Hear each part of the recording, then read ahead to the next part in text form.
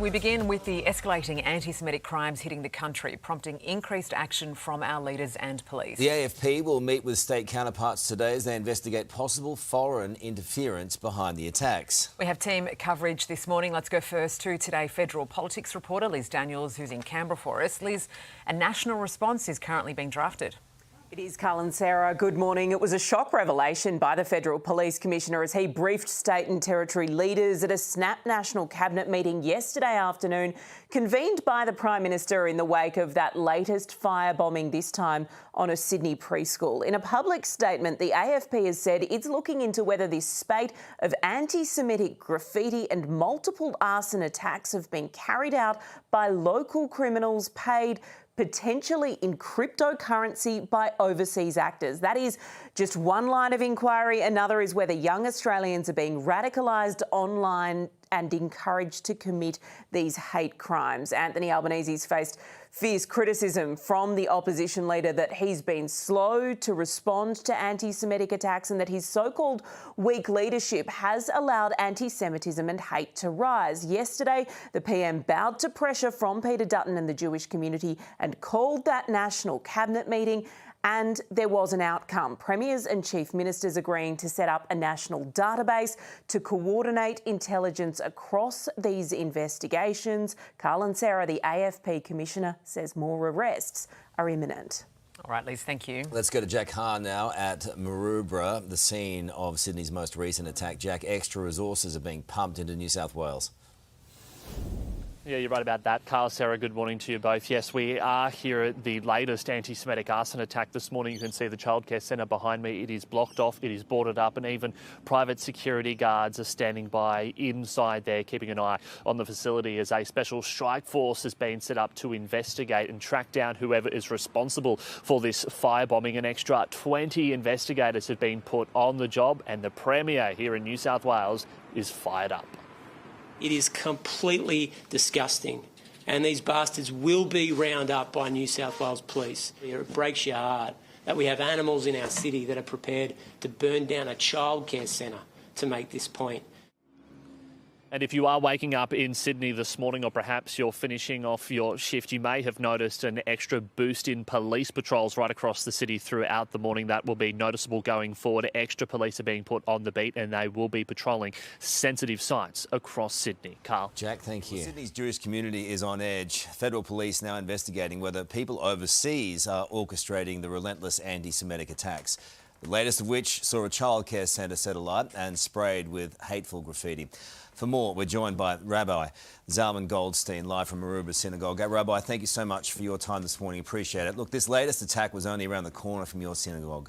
Now that the PM has finally convened National Cabinet, do you feel any safer? Well, we're very appreciative of any help that they can provide us. It means a lot to us as a community, and obviously this has to be taken very seriously. So we do thank him and thank all the government officials and the police for everything they have done to help us and support us. So we definitely welcome that, and hopefully we'll see some real results and that these attacks will just finally stop. But as you wake up, as you woke up this morning in the Jewish community, do you feel safer this morning? Yeah, that's a good question. I think the Jewish community are very sort of saddened that this has happened here, especially in Maroubra, a very peaceful community in Sydney. But at the same time, we're actually very resilient. The Jewish people have always been very strong. And last night, actually, here in the synagogue, we had a huge turnout of many people coming to the synagogue to pray, to sing, to get strength and courage. And, you know, what the perpetrators wanted to accomplish was to make us scared. They weren't successful. Indeed, the community is very strong and will continue to grow as a strong Jewish community. You are resilient, stoic, there's no doubt about that, but every single day there are minor incidents across the eastern suburbs and other parts of Australia. But how this has been able to fester is, I think, appalling. But I've heard some are contemplating even leaving the country now because of how unsafe they feel. Does that stack up? Yeah, I mean, there is a challenge that we have to deal with right now. And every single day, the Jewish community has to really strengthen each other. And we hope that, the law enforcement will find the perpetrators and will finally bring an end to this. And, no need to bring the community together after such an event and to, have these interviews. Hopefully this will just be the end of it and we won't have to have that concern going forward. The AFP thinks that perhaps some of these attacks are being orchestrated overseas. Do you think that's consistent with what the community thinks? Well, that's definitely a matter for the law enforcement. And we do have confidence that the police will do their job.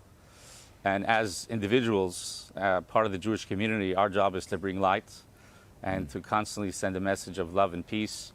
Over here, the perpetrators wanted to bring fire of destruction. So I suggested to our community that we should light candles of peace and love. Indeed, Jewish women light a special candle every single Friday, which is a candle of peace. So I think we do our jobs as individuals to bring more light and peace, and hopefully we'll see an end to this darkness. It's a lovely message, Rabbi. Appreciate you being on the show. Thank you. Sarah. Thank you, Carl. Well, let's bring in Education Minister Jason Clare now on that issue. Jason, good morning to you. We've just heard from the Rabbi. They are an incredibly resilient community, the Jewish community here in Australia, but they're still fearful of what might come next. And I think that's a feeling shared by many Australians. What happened the night before last is just despicable. What sort of scumbag would attack a childcare centre? What happened there was anti-Semitism, pure and simple. There's no place for that sort of poison in Australia. These people are criminals, violent criminals. The way to stop this is to hunt them down and lock them up. That's how this stops. National Cabinet met yesterday, right, agreeing to a national anti-Semitism database. But why has it taken so long? Your government has copped so much criticism about being too slow to act here. Well, and I think that's unfair criticism. Within 2 weeks of October 7, we allocated $25 million to the Jewish community to help provide extra security for things like schools and preschools and synagogues. We've doubled that funding. We've also introduced legislation to criminalise hate speech, and we've set up police task forces at a national level as well as at a state level. Some people have already been arrested. Premier Minns talked yesterday about that, about 8 people that have been locked up, but there's obviously more morons out there, and that's why we need more police. I'm glad that more police have been put onto the task force overnight. There's more work to do here. I was heartened to hear from the Federal Police Commissioner yesterday that they've got 15 active investigations and they're hoping to make more arrests soon. I still think the argument that you're a bit slow is valid. I mean, the extra police were committed to yesterday after we're seeing these attacks almost on a weekly basis, and these fresh claims from the AFP that overseas criminals may be involved in encouraging these kinds of attacks on home soil. It's incredibly troubling, and because it's been going on for so many months, how are we only just now figuring that out? Well, that's terrifying. The idea that people overseas might be paying criminals in Australia to perpetrate these violent anti-Semitic acts is truly terrifying. That's something that the AFP Commissioner told National Cabinet last night. I think it's a good example of how collaboration between federal police and state police is important, but so is collaboration between federal police and international police organisations. He flagged yesterday the work that he's doing with Five Eyes countries in particular. That's the United States, the UK, Canada and New Zealand here. Ultimately, if this is going to stop, we've got to hunt down the criminals that are doing this and lock them up. Some have been locked up already, but there's more out there that need to be arrested. 15 months on, you're still not able to prevent it. How does that feel? Well, I think every Australian would want this to stop. And with any act of criminal violence, wherever we've had a spate of violent crime, the way this stops is when police arrest the perpetrators and lock them up. And the announcement yesterday about sharing of information is a key part of that. Ask any police officer and they'll tell you that intel catches crooks. Okay. That's a key part of it.